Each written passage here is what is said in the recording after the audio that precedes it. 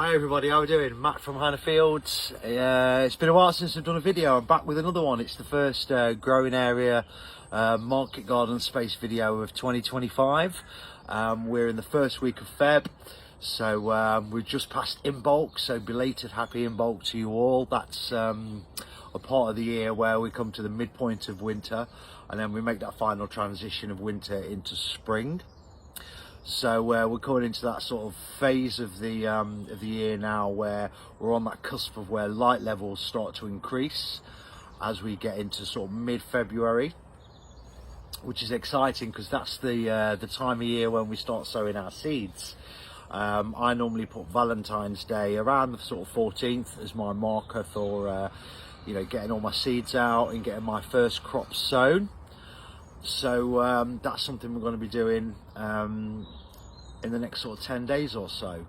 So what we've been up to over the last sort of few months, well, winter's obviously a time of reflection and planning. Well, it certainly is for us here on Hannah's. So I tend to spend the winter period sort of reflecting and going over the previous growing season, look at all the pros and cons of that, the positives and negatives, what did well, what could we inspire to do better. And it's always an interesting time of year when you sort of sit back and reflect on the growing space for me, because I'm in my 15th, nearly 16th year as a grower, and no year is the same. You've got this marker of how you grow crops when you grow them, and when you do that full cycle of growing with any particular veg or fruit that you're growing, but it's never the same. There's always something that sort of either curveballs you or you get a little fork in the road. And I always find it fascinating to go over notes of the years and see how things have changed. You think as an experienced grower you've got things nailed right, my timings are right, my conditions are right, and something always comes up that can throw you off from time to time. Not with every crop, but certainly with something within the growing season. There's a curveball, and a great example of that would be the wet spring and the wet winter we had last year. We had a lot of rain. And that brought out the slug population quite early. I would say probably 4 or 5 weeks early, something like that. And as a result of that, all them first crops that you get in the ground, they're then susceptible to slug damage. And we got that here, as I'm sure, and as I'm aware, a lot of growers did throughout the UK.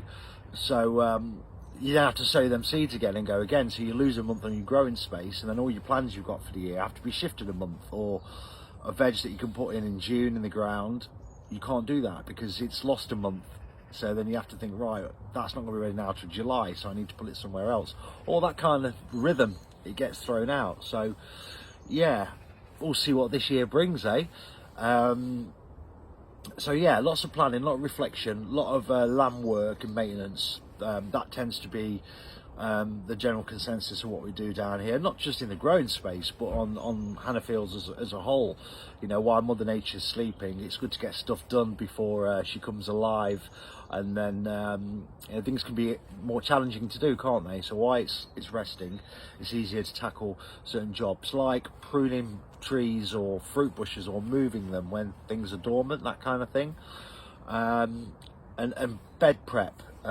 Compost making, all these things, these are the things that we've been doing in the last few months, and I'll take a little wander around the growing space and we'll talk about that and show you what we've been up to and show you what's been going on with the veg that we've been overwintering. So I'll start with that point first. So I'm in the main poly, and I'll give you a little gander and a little nosy what's been going on. So all the crops we've got in here, they are all overwintering crops, mainly leaf and Asian greens and things that can, withstand cold and are cold tolerant.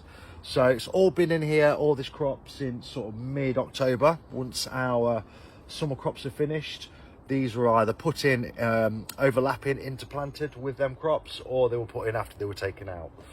And it's very generic stuff, to be quite honest with you. It's overwintering spring onions. We've got tatsoys and pak choys, overwintering carrots, salads, frills, all that kind of stuff that, will give you a nice tickle over the winter, give you a little harvest. And then what happens with these crops as we get into February, March, is they do their last burst of life growth, and give you a big bounty of crop before they go to seed, which they will do as we get into spring. In fact, some of the crops are starting to do that now. A great example of that would be tatsoi. So this is tatsoi. It's just firing off, as you can see, it's quite green, this leaf here. It's just firing off a last bit of growth. Some of these are starting to flower already, so they're on point. Normally sort of end of January, February, these start to flower based on when we sow them. So that's doing exactly what I expect it to do. Things like pak choi, I expect them to flower maybe in about 4 weeks time. Yeah, I would say that's about right for that. And then things like this is starting to grow again now. So this is overwintering baby leaf spinach, and as you can see, it's firing off new leaves, and the leaves that were here that have grown over the winter, they're starting to get bigger and larger. So this will give us a nice little bounty before that starts to bolt as we get into sort of like April time. Similar story down here really. We've got spinach and rockets and kales and what have you, and they're all going to do a similar thing. And then, as always, round the edges of the polytunnel, we always plant garlic. So I always plant garlic twice in 1 year.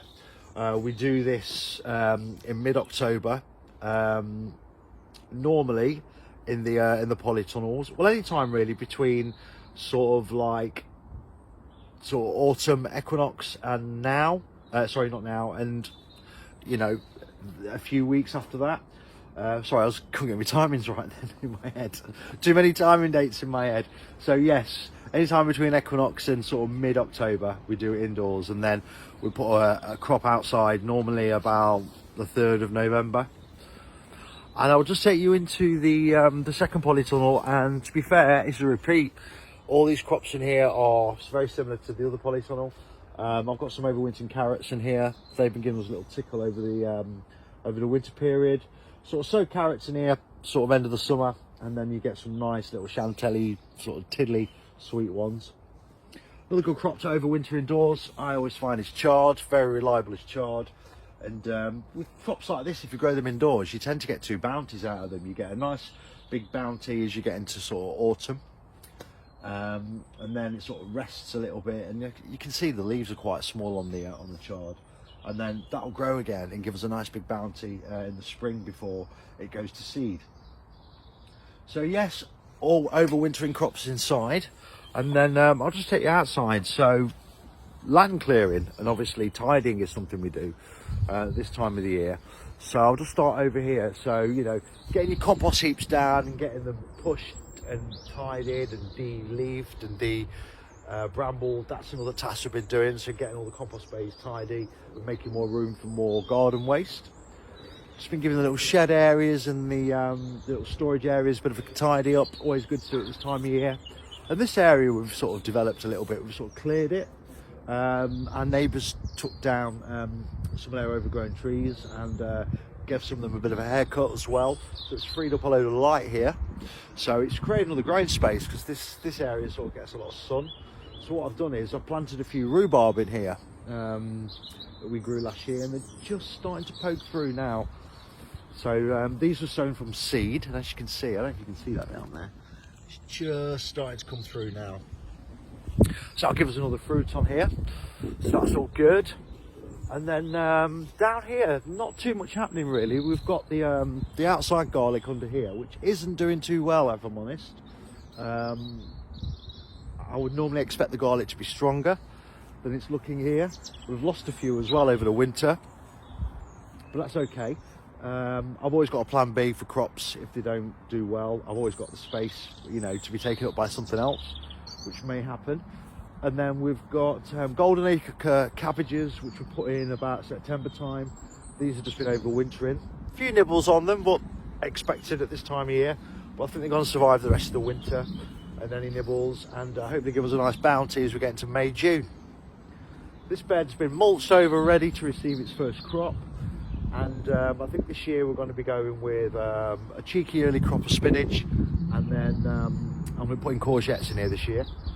And not quite decided what I'm doing on the middle bay as of yet. And if the garlic doesn't work, I'm going to put our runner beans over there. So these are just plans that we've made over the last sort of month. As I always say, get your sowing dates right for your calendar ahead, get your crops, you know, ready in terms of what you're going to grow, and then plan your space and know where you're going to plant them. So that's just an example of how we've planned it. Overwintering spinach mainly in this one. It's done well, it's been outside, it's not had any protection or cover, and as you can see, it's just going to sit there and slowly start to grow. In fact, it's doing that now. I can see a bit of new growth, which is normal for this time of year as we get into sort of early Feb, mid-Feb. So yeah, that's all grand. Not too much happening with the herb bed. That's just chilling, waiting for a bit of warmth, and then that'll all go again. Same with the fruit area here. A few new buds starting to come on our currant bushes, but as a rule of thumb, that's just tying itself over. We've cut quite a few of the raspberry canes down. I've left a few up. And that's just going to sit and do its thing, as I would expect to do at this time of year. And then yeah, I've still got some overwintering vegetables outside. I'll show you them now and show you what's going on. Start with this side. This is our leek bay this year. It's not got many leeks left. They've all been harvested. A little bit of damage on some of them, which is expected. We've had heavy snowfall and that crushed a few of them, but that's okay. One thing I did notice on this bed, and this is a good example of trying to get to know your land and what crops grow best where. So most crops have always done pretty well on this sort of side of the bed. It used to be double this size, but we sort of halved it purely because of light levels that side and trees competing for nutrients and moisture and all that. But what I've noticed is the leeks didn't grow very big. These are actually a full-size leek that have essentially grown into baby leeks, and I think because of the time of year these went out on this particular part of the land where, you know, it's not 100% sunny all day, they grew smaller. And that's a lesson for me, because I know crops grow well in here. For instance, beetroot grows well here, and this is probably what I'm going to put in this bed this year, but these needed more light. So what I'm going to do is grow them on that side this year with the potatoes. So I normally do potatoes leeks, and we'll get a better result. And the reason I know that is because I planted leeks up in the kids growing space at the same time as I planted these leeks, and they've fully grown, and that's full sun pretty much all day. So getting to know your land, you know what I mean, this is something that's really important, and then you can decide where your crops grow. Not every crop needs full sun. It's recommended for most, but you know, that's a great example of, right, leeks need more sun. So I thought I'd point that out, and I hope you find that sort of useful in your own sort of growing space. Down here, all overwintering crops, mainly a few chards and calavanero and curly kale. So they're all doing well. And then what we've got down here is a crop for April that we put in July last year. So this is purple sprouting broccoli, which is my favourite vegetable, or one of certainly. And that's just ticking over. It's done most of its growing last year, and then that'll give us a nice spurt of growth and give us a bounty, as I say, when we go into April. Down here, Brussels sprouts and Swedes, what's left of it all. I hope you've all been enjoying it. For those of you who've had veg boxes or brought it, yeah, what can I say? Brussels have done great this year. Last year they didn't do too great, but nothing changed in terms of timings and conditions and all that sort of stuff. So harping back to what I said about crops do well one year, not so well the next year, you think you've nailed it and you get a little curveball as well. Brussels is another great example of that. This bed already prepped. This is what I always say, get your beds prepped. A bit of weeding will need doing on this area, but that's ready to receive its first crop. And then down here we've got a few red cabbages left over, not many now. There's a few that didn't make it in terms of growing into full cabbage heads, so I'm leaving them to see if they'll do that as we get into spring. And then we've got kohlrabi, which are small. Can't tell you why they didn't fully grow into autumn last year, but I'm leaving them in to see if they do anything in the spring, because spring is also a good time for kohlrabi. And then down here, very small, very small Savoy cabbages. And this is another lesson, a lesson that I've learned. So prior to the cabbages, we had onions, which were planted out in March, and they're normally ready about sort of June, July time. Because of all the rain we had earlier on last year, they didn't grow very well at all, if I'm honest. They were small, and I thought, you know what, I'm going to leave them in another month to see if they'll grow. And they didn't. And as a result of that, I ended up putting these Savoy cabbages in a month late. And the result of that is we had smaller cabbages. So even though you think you can trick Mother Nature sometimes with timings and the way things grow, it just goes to show that sometimes you really can't manipulate it.